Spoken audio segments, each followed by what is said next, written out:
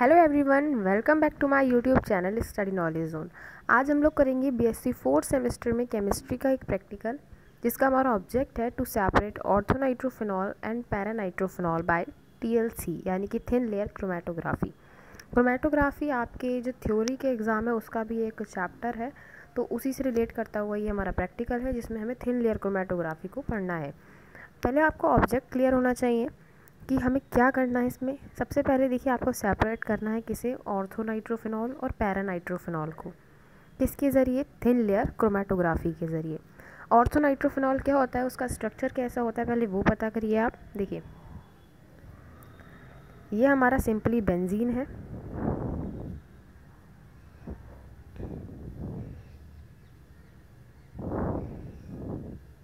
ठीक है।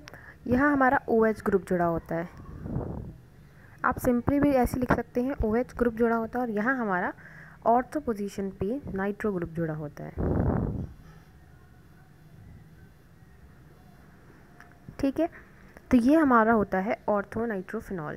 यहाँ पे कुछ लोग कभी कभी बुक में ऐसे बॉन्डिंग भी दर्शा देते हैं, तो ये हमारा ऑर्थो नाइट्रोफिनॉल है। और सेम हमारा पैरानाइट्रोफिनॉल भी होता है, उसमें जो नाइट्रो ग्रुप है वो पैरा पोजीशन पे जुड़ा होता है, यानी कि यहाँ पे।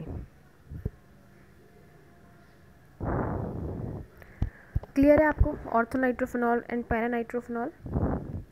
अब देखते हैं इनमें कौन कौन से एपरेटस हमें यूज़ करनी है। पहला है हमारा TLC chamber, TLC silica gel plate, round bottom flask and separating funnels. अभी आपको नहीं समझ आ रहा होगा ये सब क्या एपरेटस है, पर आप जब पूरा वीडियो देखेंगे तो आपको एकदम क्लियर हो जाएगा कि कहाँ पे क्या यूज़ करना है आपको। रिएजेंट आपके दो रहेंगे, ऑर्थो पैरानाइट्रोफिनॉल और बेंजीन। अब देखते हैं ऑब्जर्वेशन। देखिए, ऑब्जर्वेशन से पहले आप यहाँ पे अपना चाहें तो प्रोसीजर लिख सकते हैं, जो मैं आपको बताऊंगी वही आप नोट कर लीजिएगा।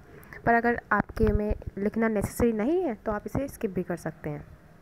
तो हम लोग पहले इसका प्रोसीजर जान लेते हैं कि क्या आपको करना है। सबसे पहले आप क्या लेंगे, बेंजीन लेंगे, ठीक है। हमारा दूसरा रिएजेंट जो है बेंजीन। उस बेंजीन में आप ऑर्थोनाइट्रोफिनॉल एंड पैरानाइट्रोफिनॉल इनको मिक्स कर करके अलग इनका सेपरेट सा आप सॉल्यूशन बना लेंगे, ठीक है। जैसे कि इसमें लिखा था हमारे में 0.2 ग्राम इन 10 ml का। इतना आपको क्लियर है क्या करना है आपको। ऑर्थो नाइट्रोफिनॉल है, उसमें भी बेंजीन ऐड करेंगे, और पैरानाइट्रोफिनॉल में भी बेंजीन ऐड करके एक अलग अलग इनका सेपरेट मिक्सचर बना लेंगे। और एक मिक्सचर हम इन दोनों का बनाएंगे, यानी कि आपका एक मिक्सचर ये बन गया, एक मिक्सचर ये बन गया। फिर इन दोनों मिक्सचर को ऐड करके एक अलग सा हमारा मिक्सचर बन जाएगा। क्लियर है? तो अब हम लोग को, आपको यहाँ तक क्लियर हो गया होगा क्या बताया मैंने। ऑर्थो को पहले, ऑर्थोनाइट्रोफिनॉल को बेंजीन में मिलाया, वो एक मिक्सचर बन गया। पैरानाइट्रोफिनॉल को बेंजीन में मिलाया, वो एक मिक्सचर बन गया। इन दोनों मिक्सचर्स को हमने एक और नया मिक्सचर बनाने के लिए मिला दिया, तो एक और नया हमारा सॉल्यूशन बन गया, ठीक है। अब हमें क्या करना है, एक TLC प्लेट लेनी है। TLC प्लेट कुछ इस टाइप की होती है, वो आप लैब में बोलेंगे ना TLC प्लेट, तो वो आपको दिखा देंगे किस टाइप से होती है। इस टाइप से TLC प्लेट होती है। इस पे आपको एक लाइन ड्रॉ करनी है, पेंसिल से ही कीजिएगा। उस पे आपको 3 मार्क लगाने हैं। क्या लगाने हैं आपको? 3 मार्क्स लगाने हैं, जैसे यहाँ, यहाँ एंड यहाँ। और इन 3 मार्क्स पे ही आपको ये हमने जो 3 मिक्सचर बनाए हैं अलग अलग, उनके स्पॉट्स लगाने हैं। इतना बात आपको क्लियर है? अब देखिए, सबसे बीच में आप किसका स्पॉट लगाएंगे, उस मिक्सचर का जिसमें हमने दोनों को ऐड किया था, ठीक है। यहाँ हम मार्क्स लगाएंगे किसका, मिक्सचर का। यहाँ इधर और इधर आप कोई सा भी मार्क लगा सकते हैं। यहाँ ऑर्थो वाले का लगा लीजिएगा, यहाँ पैरा वाले का, ठीक है। ऑर्थो में जो बेंजीन ऐड किया था उस मिक्सचर का। ये 3 आपका, ये वाला आप काम कर लेंगे।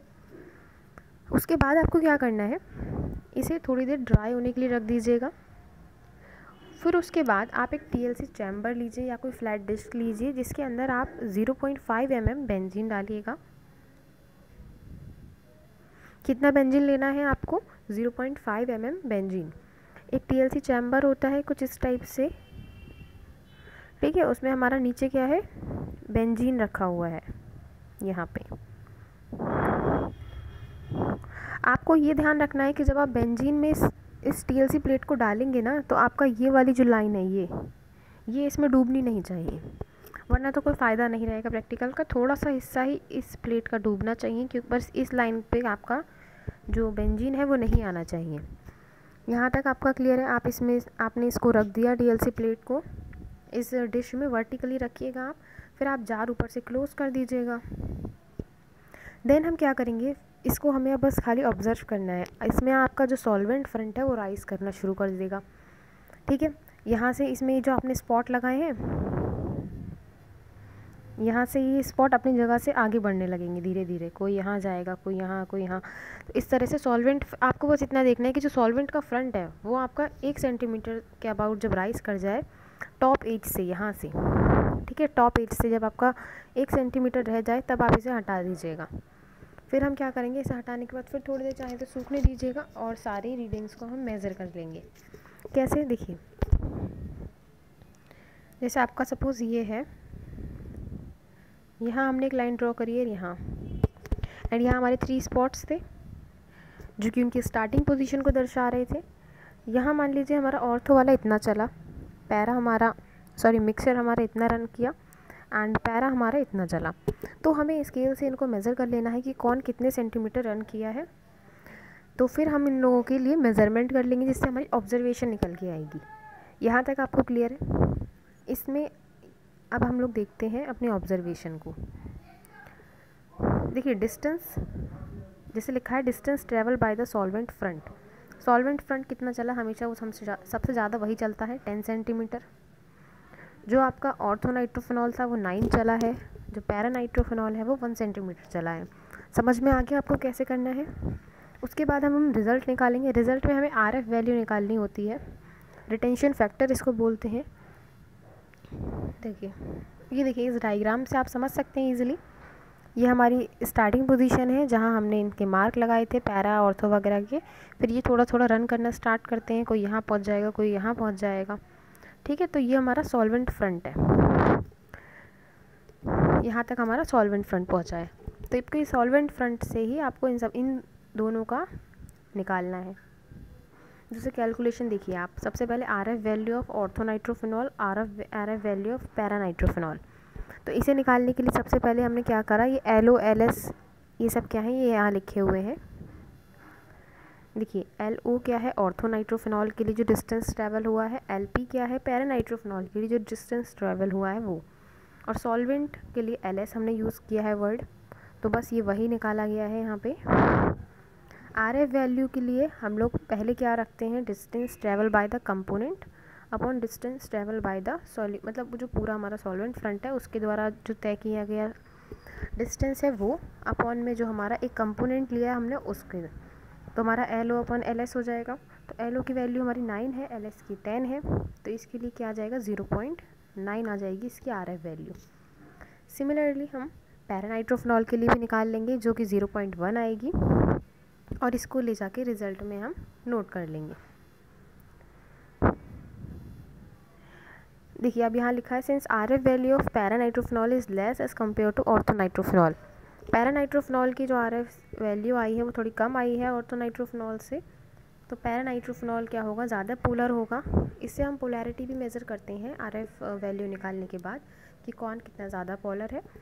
तो यहाँ पे इसकी वैल्यू, जिसकी वैल्यू कम आई थी, कहाँ गया ये, हाँ ये है, RF value of paranitrophenol is less. Paranitrophenol की आरएफ वैल्यू लेस है, तो पैरानाइट्रोफिनॉल क्या होगा, मोर पोलर होगा। यहाँ तक क्लियर है आपको। और नीचे हम इनकी आरएफ वैल्यू लिख देंगे कि आरएफ वैल्यू और para and orthonitrophenol are this and this. So I hope आपको क्लियर हो गया होगा। अगर फिर भी कोई डाउट रह गया हो तो आप कमेंट सेक्शन में पूछ सकते हैं। इसका PDF मैं आपको डिस्क्रिप्शन में दे दूँगी, वहाँ से जाके आप इसे नोट कर लीजिएगा। सो आज की वीडियो में सिर्फ इतना ही। Thank you so much.